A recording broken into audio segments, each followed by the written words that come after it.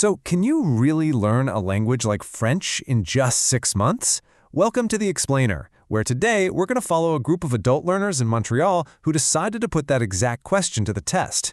Their journey reveals what it actually takes to go from zero to conversational. Crying because of French is forbidden. This is the very first rule a teacher gives her class of nervous adult students.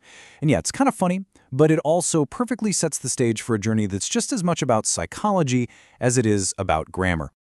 So, is this just some crazy, ambitious goal, or is it actually achievable? By following these students, we're going to explore their struggles, celebrate their breakthroughs, and most importantly, uncover the practical strategies that can help any of us on our own language learning journey. Okay, so every journey has to start somewhere, right? And for these students, that first step is filled with that universal feeling of being a total beginner. The struggle is so real, and honestly, it's incredibly relatable. Just picture this. It's day one of class, and instead of lively chatter, you see students just staring at their phones, hunched over, quietly typing out phrases just to say hello. They're using those translation apps like a crutch, right? It's this fragile little bridge between the complex thoughts in their minds and the few French words they can actually get out. And this, right here, just perfectly captures that gap between thought and speech. A student named Cesar, he wants to give this whole nice introduction, but the only words that make it out are just his name. That's the reality of day one, that frustrating silence where a confident voice is just trying to break through. So all this initial struggle, it really highlights the biggest hurdle in learning a new language. And, spoiler alert, it's not the verb conjugations or the vocabulary. Nope, it's the mental game. It's all about overcoming fear. Think about it. As adults, we're used to being competent. We're good at things. We know how to express ourselves. But when you're learning a new language, suddenly you can sound like a toddler. And that fear of imperfection, of sounding foolish, is what causes so many of us to just freeze up, to block. So the teachers hit them with this powerful reframe, this proverb. The one who makes no mistakes is the one who does nothing. The takeaway here is massive. Mistakes aren't a sign you're failing, they're proof you're actually doing something. You have to learn to embrace them as a necessary part of a whole process. Okay, so if we're all on board with making mistakes, how do you actually start talking? Well, the answer lies in building a practical speaking toolkit, one that lets you communicate effectively even when your vocabulary is, pretty limited.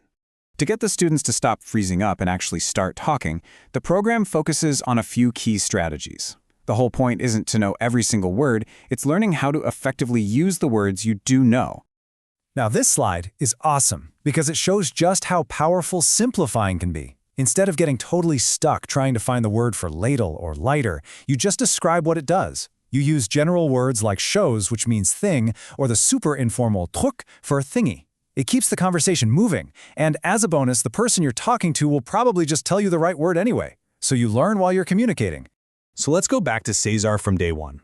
The goal isn't for him to deliver some perfect, eloquent speech. It's just to build a bridge, to communicate. By focusing on clear, simple sentences, you make it way easier for people to understand you, and you build your own confidence with every little success. All right, so armed with this new mindset and their little toolkit, the students don't just hang out in the classroom. Oh no, it's time to leave the nest. Their teacher takes their learning out onto the streets of Montreal for some serious real-world practice. And this is where the magic really happens. The teacher sends them on these little missions, like going to a busy market or a cheese shop. And yeah, it's designed to be a little uncomfortable because that little bit of pressure forces you to actually use the language to get something done. And this just goes to show you how powerful a little prep work can be. Learning just a few key phrases for specific situations, like these ones for shopping, can make a huge difference. It's like having a little script in your back pocket. It lowers the anxiety and seriously increases your chances of a successful conversation. Okay, so after all this, hundreds of hours of class, real-world missions, learning to embrace the mistakes, what does success actually look like? I mean, did they really get fluent in just 6 months?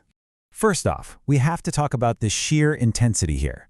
The students are in class for 6 hours every single day. I mean, we're not talking about doing Duolingo on your lunch break. This is a full-time job of language immersion, and that is what dramatically speeds up their progress. Okay, so according to the official Quebec language scale, real fluency is considered level 8. After 6 months of this super intensive study, most students pass level 5. So, are they fluent? Well, no, not technically. But here's the thing, they are confidently conversational. They can tell stories, they can go shopping, they can communicate in their daily lives. And the payoff is just incredible. These are the exact same students who once struggled to even say their own names, and now they're having spontaneous conversations. Their transformation really climaxes with an improv comedy match. I mean, think about that. That's terrifying for most native speakers, and they navigated the whole thing in French, laughing and creating on the spot. And this quote from a student named Uku, man, it just perfectly captures the real outcome. Before, I lost myself because of French, but now, I find myself. The journey was never just about learning grammar. It was a profound personal transformation. By finding her voice in a new language, she found a new part of herself. So look, is becoming truly fluent in 6 months realistic for most of us? Probably not. But that's not really the point. Their journey proves something far more important. It shows that with the right mindset, a practical toolkit, and a lot of practice, becoming confidently conversational is absolutely within reach. It's a path not just to a new skill, but to discovering a whole new part of yourself.